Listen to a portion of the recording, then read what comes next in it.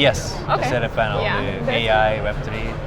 Okay, yeah, I think that there were a lot of speakers, right? Because I had a few interviewees before, and they Yeah. were speaking about AI and blockchain as well. Yeah, there were four Okay. speakers, I think. Yeah, cool. So maybe you can share some insights from the panel. Yeah, sure. I mean, there's a lot of things going on. Basically, there are use cases of AI Web3 that are targeted on consumers. Okay. There are use cases that are targeted on other businesses. Yes. So what we see, like we did a lot of research on the projects that are hyped or trending right now in AI Web3. A lot of them are still infrastructure projects. So they are creating tools for other businesses. Okay. So it can be, for example, infrastructure for training your AI models, or decentralized GPU, or decentralized AI storage. So something that's for other startups. And what we're seeing that these projects had raised millions in funding. They have hundreds of thousands of followers in Twitter. Okay. But then when you talk to these projects for real, on the back end they have 13 users. Because simply, these are B2B infrastructures, and the space probably either isn't there yet, or like people are not interested in those use cases at all. Okay. So what I'm really excited about instead, and we talked about it in the panel, is the consumer side of the products. It relates to anything really, not just AI and Web3, DeFi, DePIN, Okay, yeah. ZK, like something that really helps the end user. Of course. So some applications that help to onboard, the noobs into the space. And my personal goal and mission is to help to bring another 100 million people into Web3. So that's why I'm personally passionate about it. So I'd say focus on the projects that have a real use case, that have something useful you can do as a consumer, as a user, rather than some like buzzword or some infrastructure, DePIN, ZKVM, all that word salad Yeah. that you don't really understand what it is, Yes. but it seems hyped. Most of the times it's just empty, shell. Yeah. Just focus on real utility, real use cases. Yeah, I also don't like bubbles. I think that for some time Web3 industry was living in a bubble when we were talking about different things that when you will go outside and ask like real people what they think about this, they will have no idea why they need it. So Yeah. that's great that we are talking about real use cases and about consumers because this is something how like these businesses can develop themselves, right? If they will be needed, then they will be used to. So yeah, it makes sense for me as well. So you mentioned that your goal is to onboard the next millions of users into Yeah. Web3. So what's your plan for it? So, there are a couple of angles to it. So, Okay. on the personal front, I'm just excited to just meet people, projects, see ways we can collaborate, make any integrations, or find a ways for us to kind of combine our efforts on the same mission, and just make social impact, share knowledge, share content, share ideas on my socials, on my blogs, just in person, talking to people. That's what I'm passionate about. Okay. And on the other side is the technological impact. So the app or the project that I'm focused right now, the One-Click-Fi, is kind of the user-friendly page of DeFi. Okay. So you can essentially find all the top protocols, things happening in the space, anything from yields, airdrops, quests, tokens, meme coins.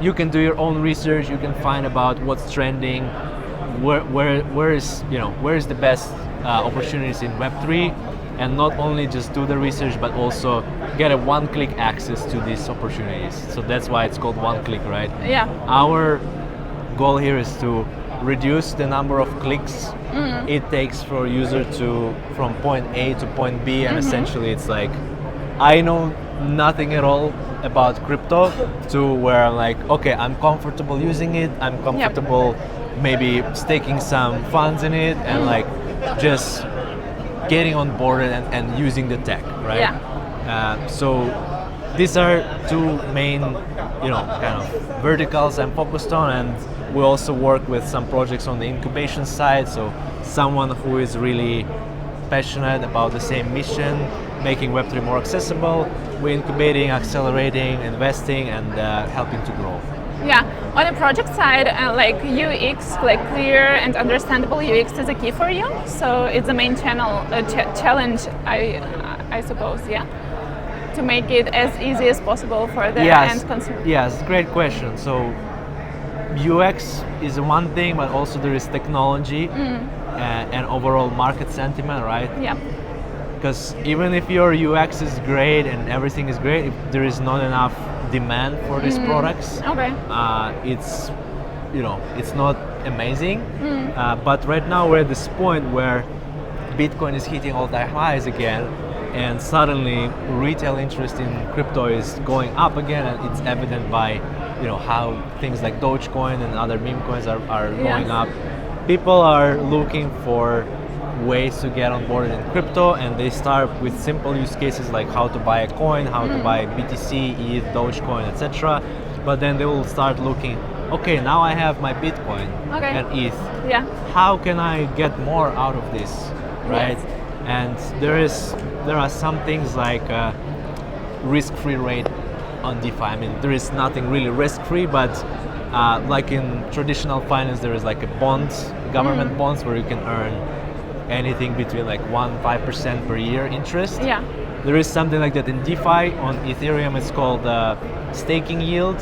So you can basically passively earn 3%, around 3-4% annual yield on staking Ethereum. That's like just based purely technological yield. Okay. And something on stablecoin, which is called DAI or SDAI by Maker.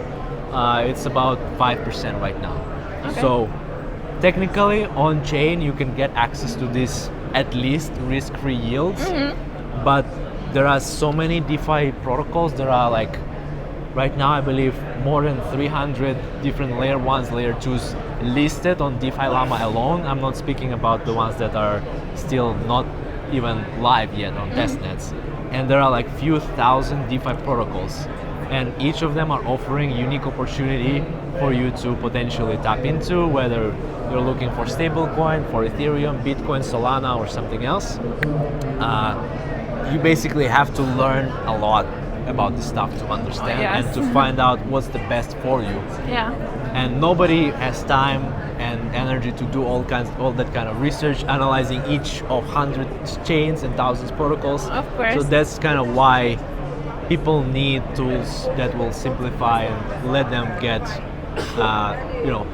Onboarded. Onboarded, simple research, and also kind of easy access to these opportunities. Yeah, makes sense. Really cool. How do you envision Web3 space in the next year? What's your prediction? In the next year, I would see we'll probably see like at the first part of the year, likely we're gonna see strong upside potential, like 2021 bull market where things were really excited, hyped up, frothy. Like there was a lot of hype around the space. So we see like U.S. elections just happened last week, so we cannot really judge much about how it's impacted the space. But we see that there is a lot of confidence in the markets, both from the retail and institutional perspective. So that's why I think we'll see a lot of new money coming into the space, and this new money will likely want to find some sustainable opportunities, like maybe old protocols like Aave, compounds, Uniswaps, something that's been there for a while that can deliver some sustainable kind of yield or revenue, and we will see more use cases built around those old protocols, old primitives, and we see it with Telegram apps, right? So there is a lot of consumers sitting on Telegram that could be potentially interested in crypto. Yep. So we bring crypto to Telegram for them to access, and we will see more applications like this. We, instead of bringing people into the DeFi or all this innovative tech, all these complex products, we will bring those products, the tech, to them, to the place where they at. And that can be anything from Telegram, WeChat, probably like WhatsApp will also introduce some kind of Web3 integrations. So I would see more and more traditional apps, Web2 apps, adopting Web3 in the next year. That's really exciting. And as I know, it's not the first time you're attending both summits, right? So Yes. what's special about this Bangkok edition? Oh, yeah, it's my first time in Bangkok overall. So overall, I like the vibes and the energy in the space. Yeah. I think since I've been there earlier this year, the market sentiment also kind of gotten up. So we see much more enthusiasm, more people excited about the space, and overall, I think when we were there first time, we had nothing but a white paper and just like a simple prototype. Now we have a huge customer base, partnership base, backers, grants. We have the traction, and we're partially happy because of the WoW Summit. We met a lot of exciting friends and projects out there. So I think it's the first day only, but it's certainly one of the high quality events out there. Cool, really nice. Thank you so much. Thank you for having me. Thank you for the conversation.